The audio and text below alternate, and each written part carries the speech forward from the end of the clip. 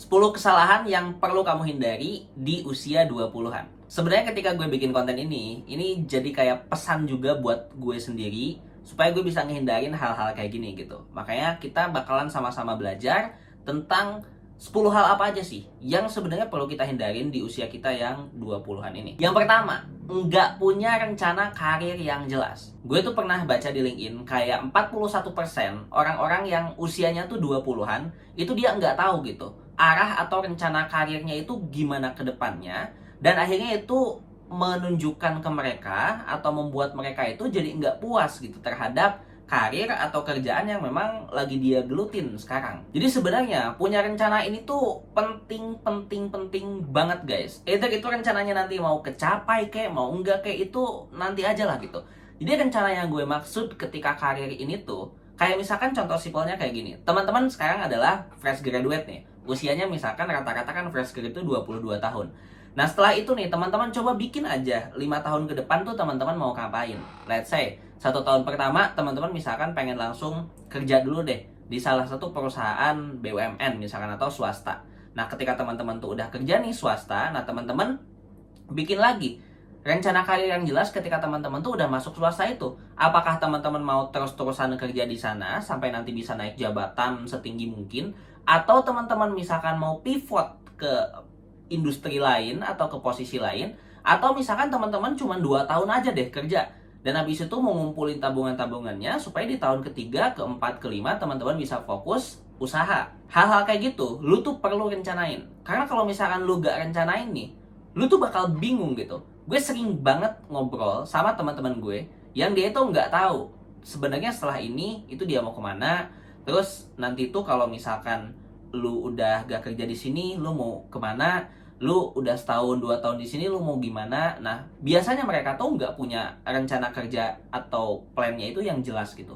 Jadi cuman ngawang-ngawang doang. Oh ya udah gue setahun di sini, habis itu mau pindah ke kerjaan lain biar naik gaji, habis itu gue bakal ini, bakal itu. Jadi nggak se-clear itu gitu.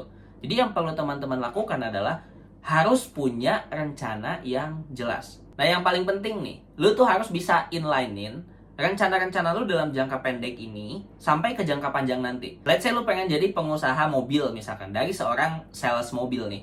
Nah dari sana lu harus udah bisa mapping, lu harus kemana dulu, taruh modal di mana, harus belajar apa. Nah sampai nanti itu sampai ke ujungnya gitu, sampai ke ujungnya yang lu mau adalah jadi pengusaha mobil, lu punya showroom mobil. Nah harus inline ke sana.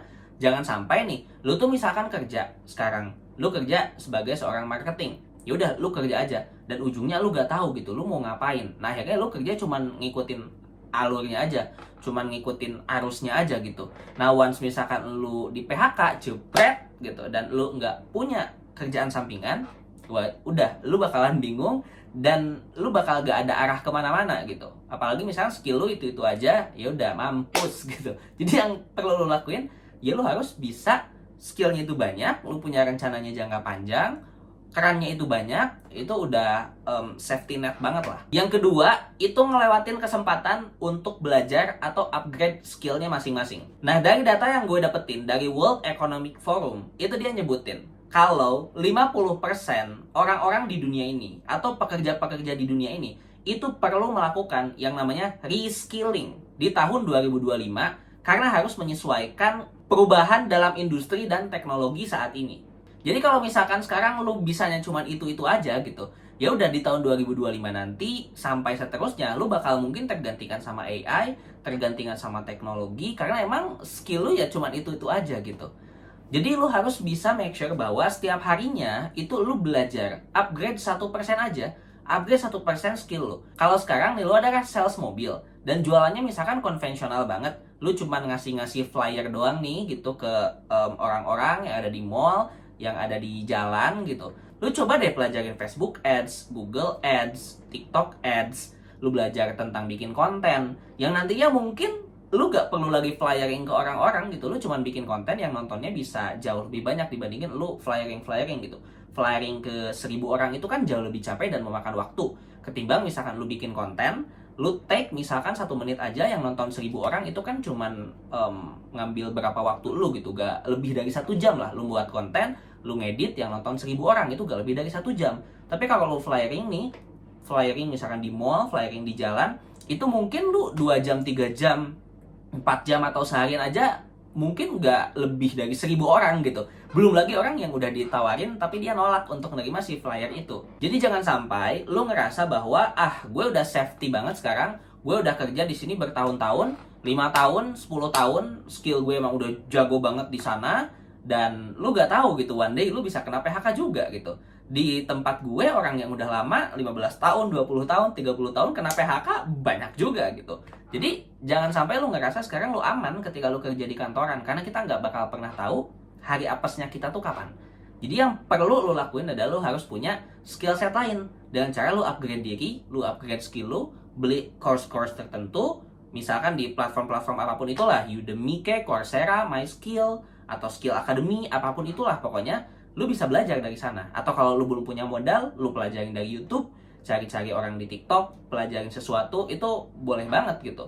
Jadi yang perlu lu lakuin adalah lu harus upgrade, karena di tahun 2025 dan seterusnya, kita harus ngelakuin reskilling. Karena skill-skill yang kita mungkin punya sekarang itu udah gak berguna mungkin di tahun 2025 sampai selanjutnya. Jadi make sure pelajarin hal baru, dan make sure juga hal baru yang lu pelajarin itu memang berguna untuk masa depan. Ketiga nih, menghabiskan uang tanpa perencanaan. Nah, orang tuh banyak banget ketika misalkan dia di usia muda, terus dar-der-dor gitu. Dia beli barang-barang banyak, sepatu 2 jutaan gas, terus beli HP langsung gas, tanpa dia itu memperhatikan sebenarnya dia punya cash-nya itu berapa, dia punya tabungannya itu berapa. Kalau gue dapetin data nih dari Bankrate, dia tuh nyebutin 20% anak muda usia 20-an itu mereka merasa menyesal karena enggak nabung lebih awal. Jadi dia ngerasa masih muda, ngerasa masih aman, ya udah party terus gitu, ngeluarin 10 juta, 20 juta jepret, padahal gajinya misalkan UMR. Padahal tabungannya itu kecil banget. Tabungannya itu nggak cukup gitu untuk misalkan hidup dia 1 tahun ke depannya juga, itu nggak bisa gitu. Jadi make sure jangan tergoda kalau ada teman-teman lu yang misalkan ngajak lu main tapi memang lu gak punya duit dan mau belajar aja, ya udah belajar aja gitu. Lu jangan lapar mata. Dikit-dikit ngelihat tas bagus lu beli, dikit-dikit lu lihat tiket murah lu beli gitu. Jangan kayak gitu. Lu harus make sure dulu. Apalagi misalkan saat ini lu penghasilannya cuma 1, terus gaji lu UMR, nah lu harus make sure dulu buat ngehidupin diri lu sendiri. Jangan mikir harus work life balance lah, apapun itu, menurut gue itu nanti dulu deh gitu. Lu work-life balance udah gajinya di atas 10 juta oke lah. Tapi kalau misalkan UMR gitu, lu mau work-life balance gaji misalkan 5 juta nih, lu mau work-life balance untuk jalan-jalan misalkan ke Bali gitu, ngehabisin 2,5 juta atau 3 juta gitu, itu setengahnya dari gaji lu. Itu setengah aja dari gaji lu gitu. Jadi jangan sampai mikir work-life balance dulu lah. Jadi lu work dulu gitu. Kalau udah 10 juta ke atas, lu baru balance dikit, lu boleh lah jalan-jalan, lu boleh lah beli-beli ini gitu. Kalau gue sih prinsip simpelnya gini, kalau gue mau beli sesuatu atau mau purchase sesuatu, mau jalan-jalan kayak atau misalkan mau beli HP kayak, gue harus make sure kalau itu tuh udah ada di angka 5 sampai 10 kali lipat tabungan gue. Gampangannya gini, let's say misalkan gue mau beli HP, harga HP-nya itu 5 juta. Nah, gue harus make sure dulu di tabungan gue itu at least paling kecilnya ada 25 juta, lebih bagusnya lagi itu 50 juta. Jadi itu cuma ngambil sekitaran 10% lah dari memang tabungan kita gitu. Kalau itu pun memang dibutuhin dan untuk produktif lain. Jadi kalau misalkan ya nggak produktif banget sih, gue nggak pernah ya untuk perkalian-perkalian kayak gitu. Maka malahan gue kayak nggak beli gitu. Jadi kalau misalkan kayak HP itu kan kebutuhan gue, kayak misalkan untuk konten. Makanya gue harus make sure dulu, ini udah ada 5-10 kali lipat gak di tabungan gue. Dan gue harus make sure juga kalau HP ini memang bakal gue pakai untuk kebutuhan produktif yang nantinya itu bisa ngasih return yang tinggi juga ke gue. Jadi bisa balik modal lah. Tapi kalau nggak kayak gitu, lu cuma beli HP untuk misalnya foto-foto doang, duit lu 20 juta, beli HP 15 juta, ya gak ada produktifnya gitu. Yang ada lu boncos gitu di sana. Keempat, terlalu banyak excuse. Nah ini banyak banget anak muda yang banyak alasan. Dikasih misalkan nih, ide. Gue kasih konten, ide tentang cara kalian tuh bisa menghasilkan 10 juta per bulan dari posisi marketing misal. Gue udah kasih nih idenya, tapi orang banyak alasan. Gue nggak punya ininya, gue nggak punya itunya, gue nggak bisa skill ini, gue nggak punya HP bagus, gue nggak punya networking ini. Udah aja alasan gitu. Alasan aja sampai kapanpun, sampai dia nggak ngerjain hal itu. Dikasih kesempatan sama orang. Kalau lu misalkan mau dapat uang yang gampang dari rumah, lu bikin konten misal. Udah dikasih tahu nih idenya bahwa lu harus bikin konten, tapi lu gak bikin konten. Alasannya karena nggak punya HP, nggak pede, terus misalkan tempatnya jelek misalkan, atau lu nggak bisa ngomong dan sebagainya. Alasan terus sampai mampus lu, alasan terus, lu gak bakal bisa ngelakuin itu. Manusia tuh nih, kalau misalkan lu mau ngelakuin sesuatu, itu kan ada dua. Either lu itu ngelakuin itu atau enggak. Kalau misalkan lu gak ngelakuin itu, lu gak bakal tahu lu berhasil atau enggak. Jadi lu cuman diem doang, gak jalan. Tapi kalau lu ngelakuin itu, lu jalan satu langkah. Let's say misalkan lu gagal, ya udah, lu udah ada di langkah yang kedua nih, udah maju di tahap kedua. Dan kalau lu berhasil, lu maju ke tahap ketiga gitu. Kalau belum berhasil ya terus lu coba lagi gitu. Jadi kalau misalkan lu diem doang, ya lu gak gerak, lu gak bakal dapat apapun, lu gak bakal dapat opportunity, lu gak bakal dapat hasilnya. Kalau lu gerak, lu bisa dapat hasil, gagal atau enggak gitu, lu bisa tahu gitu, gagal atau enggak. Kalau lu gak gerak nih, lu gak ngelakuin apapun, lu gak berusaha, lu gak bakal tahu lu bisa berhasil atau enggak. Ya udah, di awang-awang aja. Kelima, takut gak punya pasangan. Ini gue banyak banget nih curhat-curhatan dari orang. Gue kalau misalkan kerja terus gitu, nggak networking sama orang, nggak ngechat cewek, gue takut banget gak bisa nikah. Gue takut banget gak punya pasangan. Atau ada misalnya cewek-cewek yang udah karirnya tinggi, gue takut banget nih gak punya pasangan. No guys, lu gak perlu takut gak punya pasangan. Karena gue selalu percaya kok bahwa Tuhan itu udah nakdirin orang itu emang berpasang-pasangan gitu. Udah memang berpasang-pasangan. Yang perlu lu lakuin sekarang upgrade diri lu. Kalau misalnya diri lu di angka 10 nih, lu bakal dapet cewek di angka 10 juga. Kalau diri lu di angka 5, lu bakal dapet cewek di angka 5 atau di bawahnya gitu. Jadi yang bisa lu lakuin kan kayak gitu. Lu gak bakal mungkin bisa pacaran nih sama Cinta Laura kalau lu masih jadi lu yang sekarang. Tapi kalau misalkan lu udah setara Raffi Ahmad, lu pacaran sama Cinta Laura, lu bisa banget gitu. Karena emang levelingnya udah sama. Jadi gue selalu percaya orang tuh bisa pacaran tuh ya levelnya itu pasti sama gitu. Kita gak ngomongin yang nemenin dari nol lah. Kita ngomongin yang udah misalkan sukses, dia single dulu gitu. Kita bisa lihat lah gitu, banyak orang yang memang dia artis, pacarannya sama artis lagi yang sama. Sekarang kan lagi rame tuh L sama Shiva gitu. Kan gak mungkin nih lu bisa dapetin L dengan keadaan lu bukan kayak Shiva. Lu gak bisa juga didapetin kayak Shiva kalau lu bukan dalam keadaan atau posisinya sama kayak L gitu. Ya itu susah, gak apple to apple. Gak mungkin misalkan Shiva let's say pendapatannya 100 juta atau 1 miliar per bulan, lu pendapatannya gaji UMR dan Shiva mau sama lu, itu kemungkinannya sangat kecil dan hampir gak mungkin malah. Jadi jangan khawatir lah, lu fokus aja upgrade diri lu. Lu fokus upgrade diri lu fokus pelajarin apa yang lu bisa, make money as much as you can. Pasangan tuh bakal datang dengan sendirinya. Selanjutnya itu nggak mau berinvestasi. Nah, investasi di sini nggak hanya investasi untuk ke aset-aset ya, kayak misalkan kripto, saham, forex dan kawan-kawannya. Itu investasi leher ke atas, itu teman-teman perlu lakuin juga. Karena kalau kita investasi itu mengenal yang namanya compounding interest. Jadi lu misalkan naruh kan uang nih 10 juta gitu. Lu bakal compound nih misalkan 1 tahun 10% gitu. Jadi tahun depan uang lu itu bakal jadi 11 juta gitu. Itu kan sistem yang compounding interest lah yang biasa orang-orang gaungkan kalau misalkan ngomongin masalah investasi. Tapi yang paling penting nih, lu tuh jangan pelit kalau investasi leher ke atas gitu. Karena investasi leher ke atas itu adalah salah satu investasi dengan return tertinggi menurut gue. Dibandingin investasi-investasi emas kayak kripto kayak atau apapun itu. Karena lu investasi kripto, lu investasi saham, tapi nggak tahu ilmunya, boncos juga gitu. Jadi yang perlu lu lakuin investasi leher ke atas dulu. Lu pelajarin course-nya, misalkan kalau kripto tadi tentang kripto, kalau misalkan marketing ya lu pelajarin course-nya marketing gitu. Investasi leher ke atas. Nah, banyak banget sekarang tuh, di zaman sekarang orang tuh pelit banget untuk investasi leher ke atas. Dia tuh nggak mau kalau misalkan dia bayar untuk beli course, dia biasanya nggak mau kalau misalkan dia bayar untuk beli kelas apa kayak gitu, dia nggak mau. Dia maunya yang gratisan tapi pengen dapetnya tuh yang gede-gede gitu. Nah, itu nggak bisa guys. Yang bisa lo lakuin adalah investasi leher ke atas, kan itu tuh long term banget. Lu bisa marketing sekarang itu ya kepake sampai tahun-tahun selanjutnya gitu. Karena investasi ke atas tuh nggak investasi bodong. Beda kalau lu malah investasi ke pacar, lu jajanin pacar lu dan sebagainya yang belum tentu jadi istri lu, belum tentu jadi partner lu, itu bisa jadi investasi bodong. Selanjutnya itu ngorbanin kesehatan. Jadi di masa muda ini gue sering banget kan lihat ada orang yang baru cuci darah gitu padahal dia usianya masih 22 tahun dan sebagainya. Nah, jaga kesehatan itu tuh sebenarnya hal yang paling penting banget dan simple banget. Bisa teman-teman lakuin mulai dari lu tiap pagi-pagi jogging aja lah gitu. Kayak gue juga jogging sambil jalan di sekitaran klaster gue gitu. Itu hal-hal simpel aja, lu gak harus dulu nge-gym dan sebagainya ke yang berat-berat. Lu awalin pagi lu aja dengan jalan, dengan lari, that's it. Itu udah bisa ngejaga kesehatan lu dengan lu ngurangin misalkan gula, ngurangin lemak, karbo dan sebagainya, itu udah bisa juga jaga kesehatan lu gitu. Jadi jangan sampai kesehatan itu diremehin karena efek jangka panjangnya tuh bakalan kerasa banget lah. Selanjutnya, hidup dalam ketakutan. Banyak banget anak muda di usia 20-an itu mereka tuh ngerasa takut. Takut untuk mencoba, takut untuk gagal, takut untuk melakukan hal yang mungkin mereka belum lakukan sebelumnya.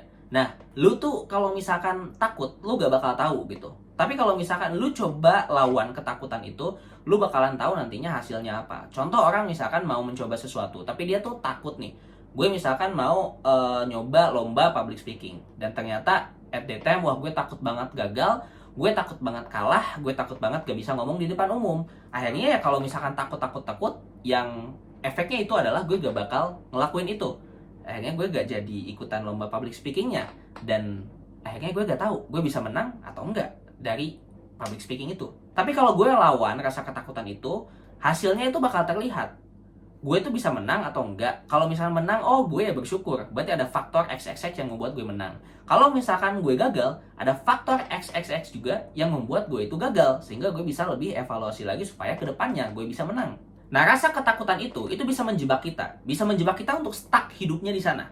Kita gak mau mencoba, ya udah stuck hidupnya di sana. Lu adalah seorang karyawan, dan lu misalkan memang mikir bahwa ketika lu kerja di sana itu gak membuat lu berkembang, lu ngerasa stuck di sana, dan akhirnya lu mikir bahwa gue pengen pindah gitu. Tapi ketika lu pindah, lu berpikir juga bahwa gue takut misalkan ketika pindah tuh lu gak bisa beradaptasi, takutnya ditolak dan sebagainya. Akhirnya lu ya udah stuck di situ-situ aja, di tempat yang lu tahu bahwa itu gak membuat lu berkembang. 9. Menyerah saat mulai sulit. Banyak banget kita lihat lah artis-artis, selebgram, siapapun itu yang ceritain masa-masa sulitnya mereka gimana, dan kita gak bakal pernah tahu kapan sebenarnya golden momennya kita. Mungkin nih, lu ngerjain nih satu hari, lu ngerjain 2 hari, 3 hari, sampai mungkin berhari-hari dan berkali-kali lu ngerjain itu, terus gagal lagi gitu. Let's say misalkan udah 999 kali lu ngerjain sesuatu tapi gagal terus. Tapi lu misalkan berhenti di sana, ya udah, lu gagal. Tapi kalau misalkan lu itu terus lanjut sampai 1000 kali, dan ternyata 1000 kali ini tuh golden moment lu gitu. Nah, kalau lu gak lanjut sampai 1000, lu gak bakal dapat golden moment ini. Tapi kalau misalkan lu lanjut sampai 1000, lu dapet lah golden moment itu. Jadi, lu gak usah takut-takut lagi gitu. Jangan sampai nyerah. Kalau lu lagi ngerasa sulit, udah ngerjain sesuatu gagal, take a break, lu lihat evaluasi, lu mungkin tanya-tanya mentor lu lihat-lihat konten orang dan sebagainya yang mungkin bisa bantu untuk nge-upgrade diri lu juga. Jadi sifat tahan banting itu dibutuhin banget di usia 20-an. Yang terakhir adalah berusaha untuk membuat semua orang itu bahagia atau suka ke kita. Ingat, pada dasarnya egonya manusia itu adalah mikirin dirinya sendiri. Jadi yang perlu lu lakuin adalah lu harus mikirin diri lu sendiri. Lu gak perlu mikirin supaya orang lain tuh juga bahagia. Lu gak perlu mikirin kalau misalkan lu bikin konten, lu harus nyenengin semua orang, lu harus membuat semua orang suka. Gak perlu. Gak bakal mungkin di dunia ini ada yang 100% tuh suka ke dia gitu. Gak mungkin. Presiden aja yang udah melakukan berbagai hal untuk rakyatnya, itu masih banyak kok yang benci gitu. Ustadz-ustazah yang dia udah ngajarin santri-santrinya, dia udah ngajarin anak-anaknya untuk belajar ngaji, belajar ini itu, pokoknya edukatif banget, banyak juga kok yang nyinyirin. Dosen-dosen yang udah ngajar kalian, banyak juga yang gak suka. Jadi kita nggak bisa membuat semua orang tuh bahagia. Yang perlu kita lakukan adalah fokus aja ke tujuan kita. Kalau lu adalah fokusnya mengedukasi orang, edukasi orang. No matter orang mau bilang lu jelek kayak, no matter mau dibilang cringe kayak, itu no matter lah. Kita nggak peduli gitu. Yang kita pedulin adalah orang-orang yang peduli ke kita aja. Kalau misalkan lu itu suka ngajar nih, lu fokus ke orang yang suka diajarin sama lu. Lu gak perlu dengerin orang-orang yang memang gak suka diajar sama lu gitu. Udah, gak usah didengerin. Faktor eksternal yang kayak gitu gak usah didengerin. Karena semakin banyak lu dengerin orang-orang yang justru gak suka sama lu bakalan juga keganggu nantinya. Karena at the time lu bakal mikir kayak, oh ternyata yang gue lakuin ini tuh gak semua orang suka ya, oh ternyata gue jelek ya. Padahal sebenarnya yang gak suka sama lu mungkin cuma 1-2, banyaknya orang yang suka sama lu gitu. Tapi karena ada 1 atau 2 kata gitu yang dikeluarin dari beberapa orang, itu yang membuat lu down juga. Jadi jangan sampai ketika lu ngelakuin sesuatu itu untuk berusaha menyenangkan semua orang. Gak usah, you just do your work, you just do the best, let it them talk whatever they want gitu. Simple aja. Jadi lu lakuin aja yang terbaik yang bisa lu lakuin, dan make sure kalau memang lu udah ngelakuin yang terbaik. Hasilnya apa, omongan orang apa, itu nggak perlu dipedulin. Dan yang pasti lu wajib banget untuk praktekin 10 hal ini dan hindarin hal-hal ini di usia 20-an supaya lu bisa jadi orang yang sukses dan bisa jadi orang yang berhasil. So, let's level up our mindset.